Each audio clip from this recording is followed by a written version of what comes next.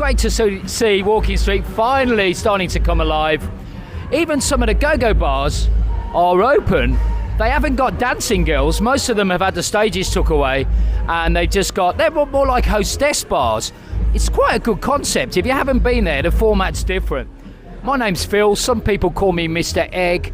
Just over 5 years ago, I bought a little beer bar on Soy Diamond off Walking Street and called Le Pub. But 10 years previously to that, I was working in different go-go bars all around Walking Street and the surrounding soys. And a lot of people send me emails, messages, asking me questions about go-go bars. What goes on? What are the girls like? Have you got any secrets? So I thought, that'd make a good video. We're going to take a look what happens behind the neon lights. Come and join me.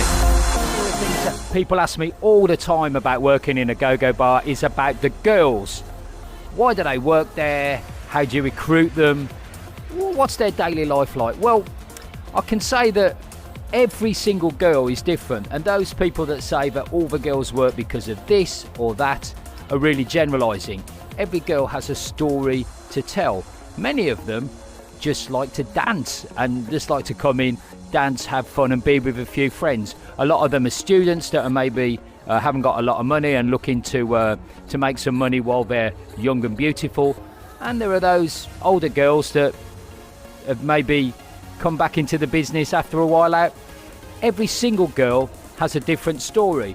Guys ask me, how do you recruit the ladies to come and work in the bar?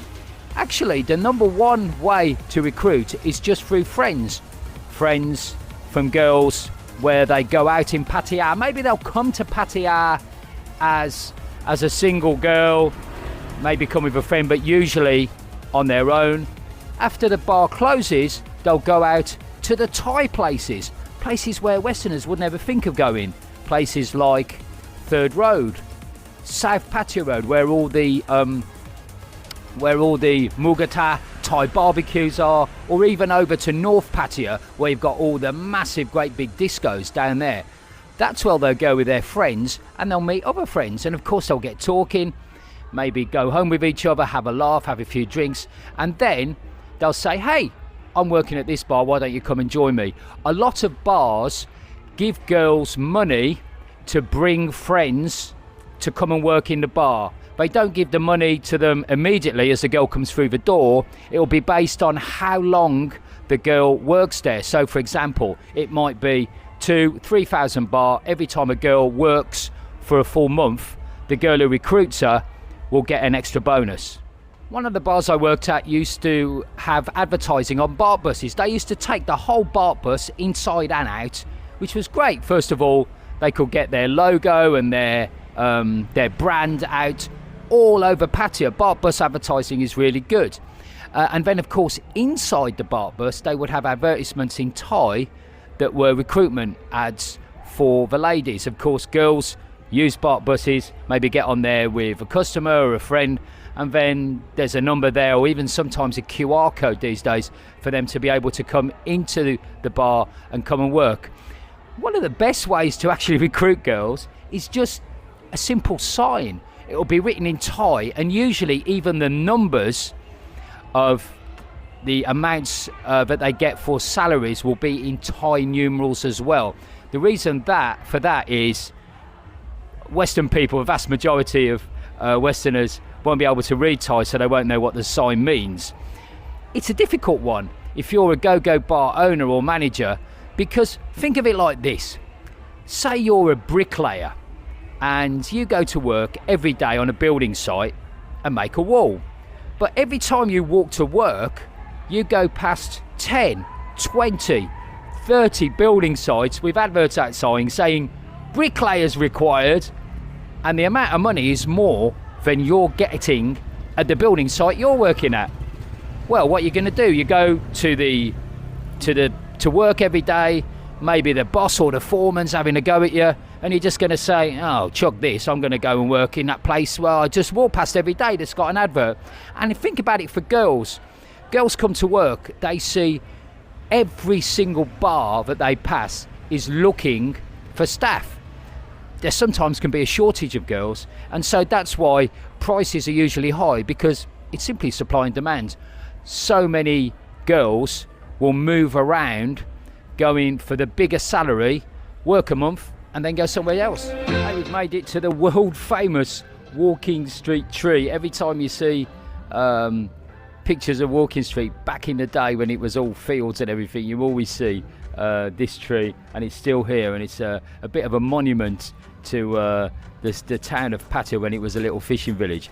But back to go-go bars, and we're talking about girls, and of course girls earn really good salaries. If you look at some of the headline salaries that you see for the bars on Walking Street or in LK Metro, they'll be talking about 1,000 baht a day, or even more, 1,500 baht a day. Some of the showgirls are earning 20, even 25,000 baht. It's certainly gone up from when I was first a go-go bar manager back in 2003, a bar not a million miles away from here, Electric Blue, the original one. I think the showgirls are on about 8,000 baht. So you can see in 10 or 15 years how the money has gone up.